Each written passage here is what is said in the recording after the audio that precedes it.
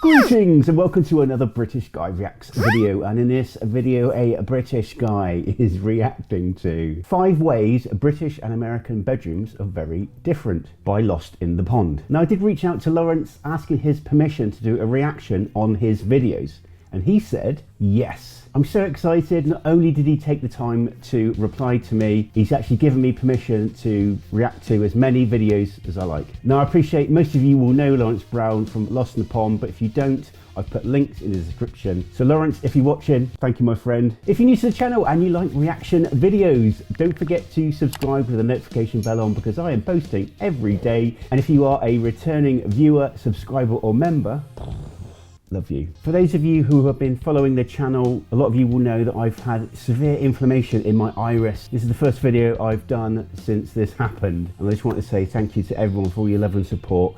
I really appreciate it.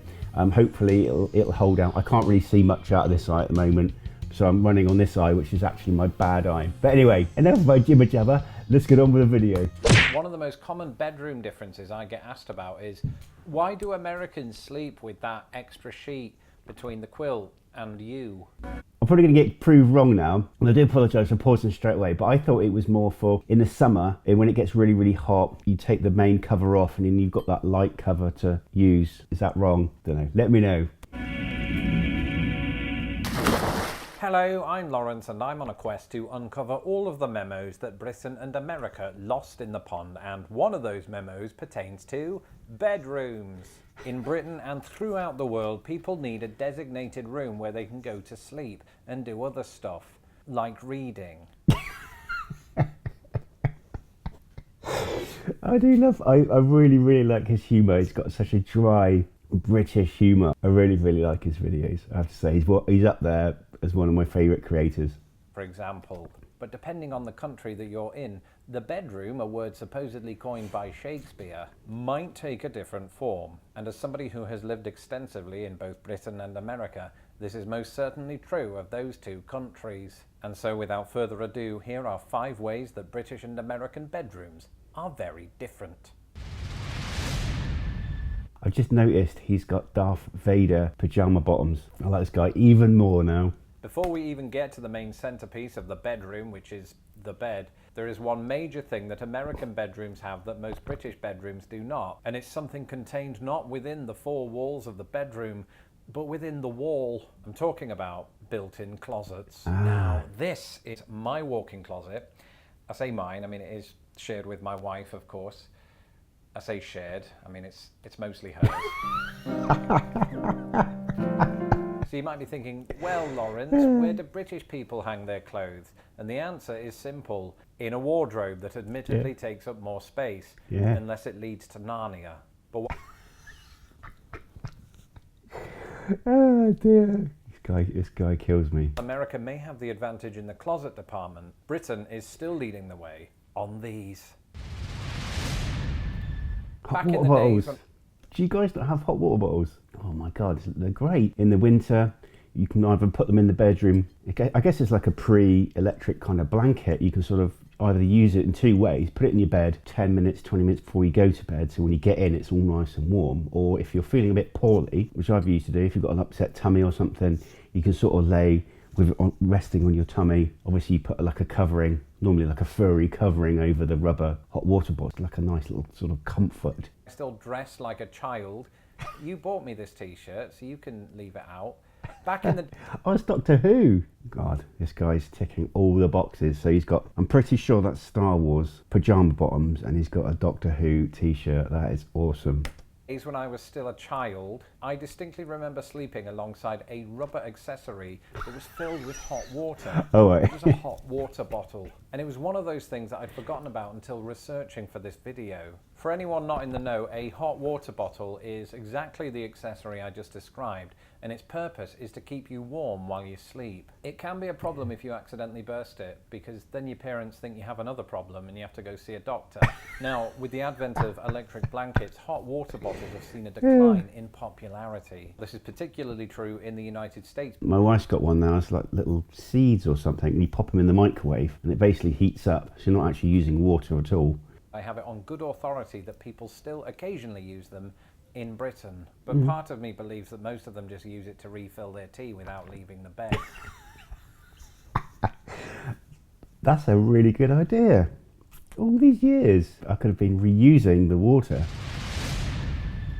As always, when it comes to comparing British and American things, inevitably it always comes back to size. And you might not be too surprised to learn that American beds, on the whole, are longer, wider, or sometimes both, than British beds. So let's take a look at how that plays out, or lays out. That's a bed pun. Sorry, let's just take a look. So the smallest bed size in the United States is the twin bed. This measures in at roughly 39 by 75 inches. And its nearest equivalent in Britain is a single bed, which is just as long as an American twin, but 4 inches less wide. After that, America has a twin XL, which is coupled with Britain's small double. Try saying that after 4 whiskies. And then America has what is known as the full-size mattress. This is 54 inches by 75.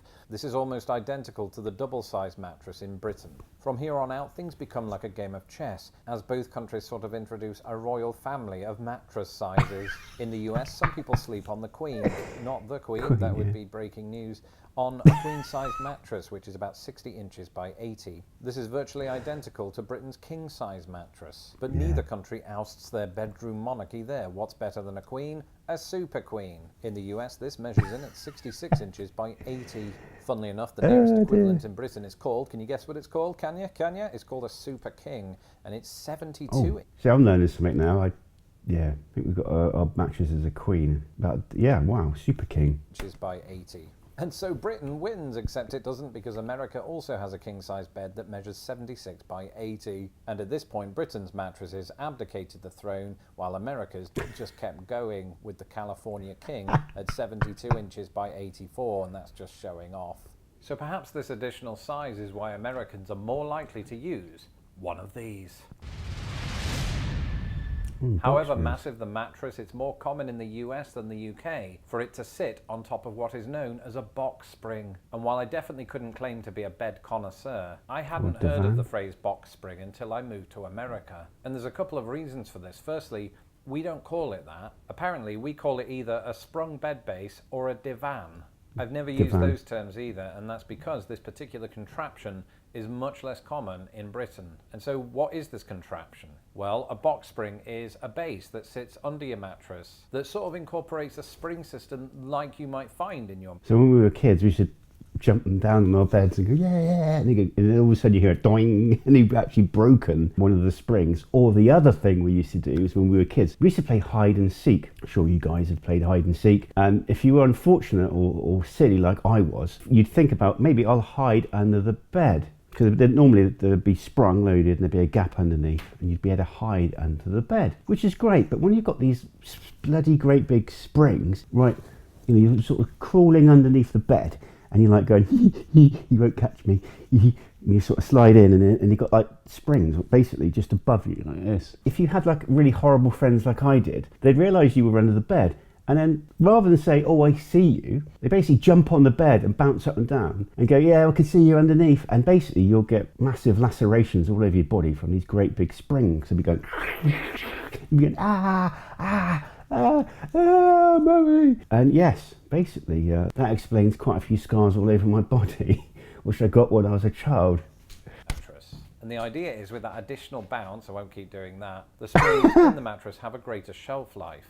In Britain, our mattresses tend to sit on harder surfaces, meaning that the springs in your mattress wear down more quickly depending on how much you put them under duress. Mine were mostly fine. But so much for what goes under the mattress. Let's take a look at what goes on top. One of the most common bedroom differences I get asked about is, why do Americans sleep with that extra sheet between the quilt and you? And this is what's known as a top sheet. And while I have read that top sheets have become less popular among younger Americans, they are nonetheless still in wide use. But what purpose do they serve? Well, aside from adding an additional layer of warmth for Americans that don't know the joys of a hot water bottle, a top sheet is often used for hygienic reasons. The theory being that your body, and therefore body odor and sweat and dirt, doesn't come into contact with the comforter/quilt. And I can get behind this idea because it means you can wash the comforter less often. Who needs bulky laundry? Now, because Americans are more likely to use this approach than British people, they're also more likely to not use a duvet may cover, because what's the point? In Britain, this is largely how we get around the hygiene problem, if indeed we choose to. Now, if Reddit is anything to go by, then this is the source of a heated debate. So let me know in the comments below, top sheet or no top sheet. As for me and my American wife, we compromised on both a top sheet and a quilt cover for some reason. That's it for this episode. Let me know in the comments below how you keep your bedroom. Just keep it general. And don't forget to subscribe to my channel so that my videos don't get lost in the pond. Wow. Lawrence, thank you for that video. And again, thank you for your permission for me to react to these videos. Again, links in the description for his channel. For those of you who don't know him, please click the links, go support him and subscribe to his channel. Lovely, lovely guy. I'm still really made up. He took the time to reply and didn't tell me to bugger off. What did you think of the video? Are there any fun facts you learned from this video? Or is there any fun facts you'd like to bring to my attention? Let me know in the comments below. Or if you want to send me a direct message, you can on my social media platforms on Facebook, Twitter, TikTok or Instagram. Just search Mr. H and Friends. Again, if you're new to the channel and you like reaction videos, don't forget to subscribe with the notification bell on, because I am posting every day on all things US. And if you are a returning viewer, member or subscriber, love you. And all that leaves me to say is take care, God bless, see you in the next video.